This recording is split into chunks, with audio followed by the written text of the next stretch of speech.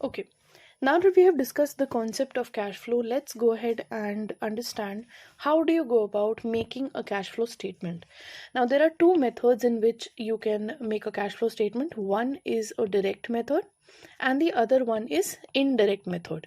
See, दोनों ही methods में आपको क्या certain करना है कि आपके कितने cash flows हुए हैं from one operating activities, the other one is investing activities, and the third one is financing activities. Okay, so in all three methods, in all the two methods, you're trying to do what? You're trying to ascertain that from each and every activity, how much money has the company earned through cash, कितने cash inflows हुए हैं and कितने cash outflows हुए हैं, right? अब जो point of differentiation है between your direct method and your indirect method, वो कहाँ पर आता है? वो सिर्फ और सिर्फ ऑपरेटिंग एक्टिविटीज के केस में आता है. ओके, जब आप बात करते हैं इन्वेस्टिंग एक्टिविटीज की या फाइनेंसिंग एक्टिविटीज की, the calculations according to both the methods are same, right? So now let's quickly discuss the direct method first. See, when you're trying to calculate cash flows from operating activities under the direct method, exactly आपको करना क्या है? You will try to ascertain the cash inflows first, right? अब cash inflows का मतलब क्या होगा? कितने पैसे आपको मिले हैं सेल्स से, आपके कस्टमर्स से, right? And then you will try to deduct whatever cash outflows have happened. अब outflows में क्या क्या आएगा? से आपने कोई एसेट परचेज किया, या फिर आपने कोई ऑपरेटिंग एक्सपेंसेस किए हैं, या फिर आपने कोई इंटरेस्ट पे किया या टैक्स पे किया है, ये सारे आपके आउटफ्लोज हो गए ऑपरेशंस के, right? So all of this, the net effect will be classified as your cash flow from operating activity. Okay, now second, cash flow from investing. As we had discussed, investing में क्या क्या आता है? You have your purchase, your acquisition or disposal of any fixed asset or investment. Okay, so say for example आपने क्या किया? आपने कोई fixed asset खरीदा, जैसे कि आपने एक plant and machinery खरीदा. Now when you buy such plant and machinery, naturally company क्या करेगी? Cash या बैंक से pay करेगी. Okay, so this becomes your cash outflow. अब imagine करो कि scenario 2, यही plant and machinery हमने sell कर दिया. ओके, इसकी सेल हो गई. अब जब सेल हुई है तो क्या कंपनी को पैसे मिलेंगे? Naturally this becomes my cash inflow. So यहाँ पे वही लिखा है, यू विल असर्टेन, अगर कोई एसेट हमने परचेज की है या अगर से हमने कोई एसेट सेल की है, so such transactions will be classified under investing activities. Okay, then if you have say receive certain interest on your investments, ठीक है, वो सारी चीजें भी आप इन्वेस्टिंग एक्टिविटीज में मेंशन करेंगे, right? And then you ascertain the net investing activities cash flow. Okay, उसके बाद once you have completed that, under the head of financing activities you will try to ascertain कि यहाँ पे मेरा कितना inflow और outflow हुआ है. Okay, so you compare the amount of share capital. If the amount of share capital has increased, जैसे कि for example आपकी balance sheet में दिया हुआ है कि in 2009 the amount was 10,000, but when we checked at the end of 2010 the amount came to be 20,000. यहाँ पे क्या हुआ? अमाउंट बढ़ गया है. So this is nothing but issue of share capital. Okay, this becomes what? This is nothing but your inflows. Okay, similarly अगर हम बात करें से आपके कुछ रिडीमेबल प्रेफरेंस शेयर्स थे. ओके, सो 10,000 मेरा अमाउंट था और 10 से 5 हो गया, कम हो गया, मतलब हमने पैसे शेयर होल्डर्स को वापस कर दिए, तो ये क्या होगा? Outflow. This will be again recorded in your financing activities. ठीक है. If you have taken certain long term borrowings के केस में क्या होता है? अगेन कंपनी के पास पैसा आ रहा है, अगर पैसा आ रहा है तो ये क्या हुआ? इनफ्लो हुआ. ओके, अगर वो लॉन्ग टर्म बोरिंग पे आपने कुछ इंटरेस्ट पे किया, ओके, सो ये क्या बन जाएगा मेरा? Negative amount, cash outflow, right? So according to this particular से इंक्रीज और decrease, you try to ascertain the net cash flow from financing activities.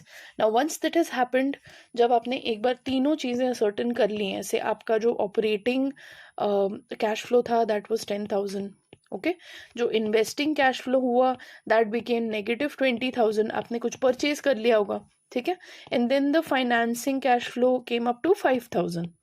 अब आप क्या करोगे? You will try to ascertain the net cash, से whether it has increased और decreased, right? Inflow हुआ है या आउटफ्लो ज्यादा हुआ है. So this becomes what?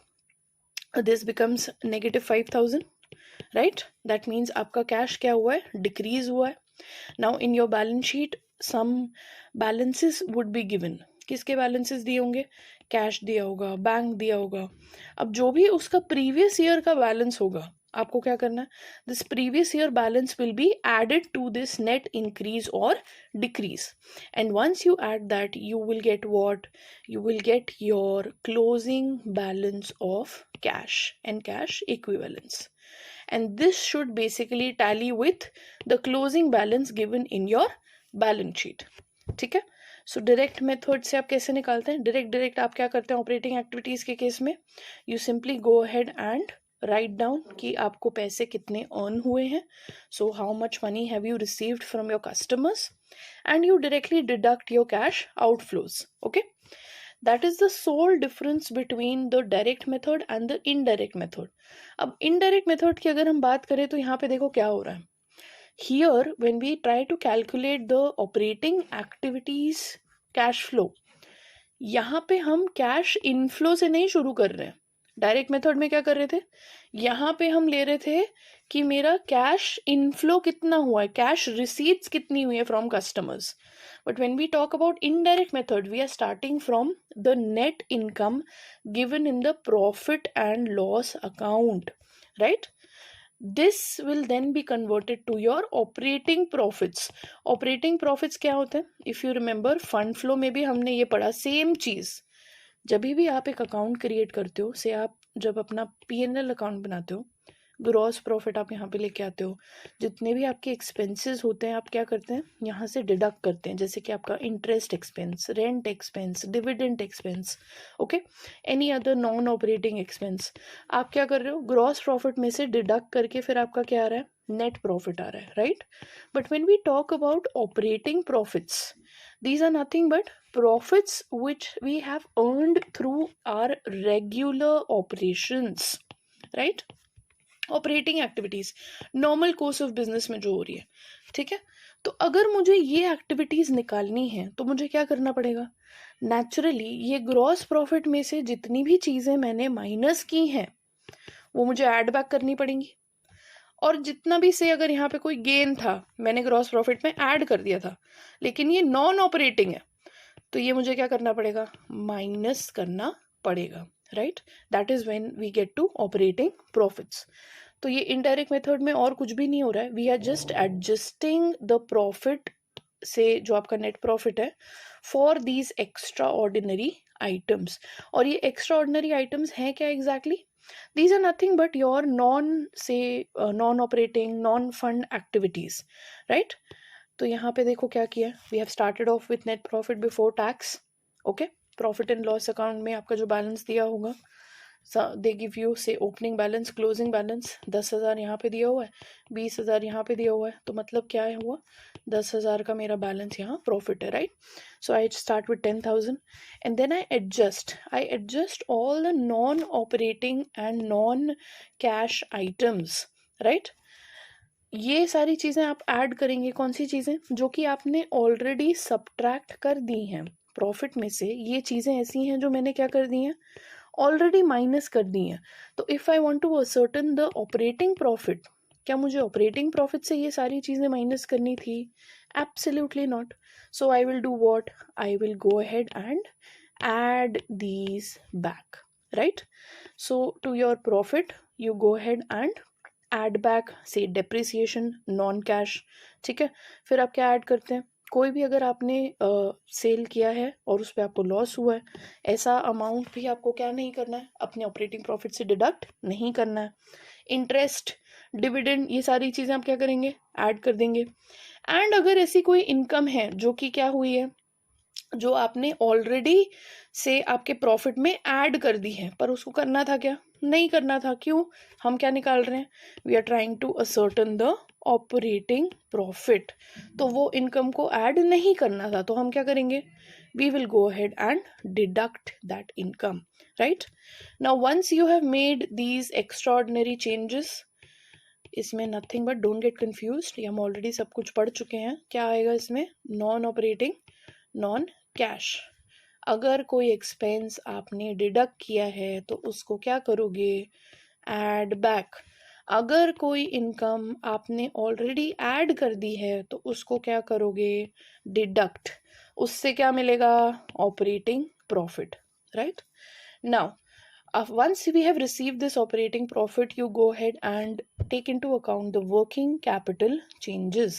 ठीक है, फंड फ्लो में याद करो हम बनाते थे ना statement of changes in working capital, right. तो यहाँ पे भी हम वो क्या कर रहे हैं, जो भी वर्किंग कैपिटल चेंजेस हुए हैं which are affecting my what, affecting my operating profit or affecting my operating income, I am taking those changes into account, right। now यहाँ पे हम ऐड क्या कर रहे हैं, से decrease in your current assets. जब मेरा करंट असेट डिक्रीज होता है तो मेरा वर्किंग कैपिटल पे क्या इफेक्ट आता है, working capital also decreases, right. Similarly जब मेरी करंट लाइबिलिटीज इंक्रीज होती हैं, वर्किंग कैपिटल क्या होता है, decrease। Similarly, you do the changes for the opposite, increase in current assets, decrease in current liabilities, right? And then you go on ahead and find out operating profit after these working capital changes. Okay, to that you are going to deduct your income tax and ascertain the net inflows from operations। ठीक है, so फर्क दोनों में क्या है, दोनों method में क्या डिफरेंस है, only in case of operating activities। Then when we talk about investing activities same है, financing activities same है। Again net cash flows, आप net कैसे निकालेंगे, increase decrease, comparing all the three cash flows, and then you are going to add the cash and cash equivalents at the beginning, and at the end उसको क्या कर दोगे, ये जो balance आएगा this should match your balance sheet। ठीक है, so this was all about the format of cash flow statement।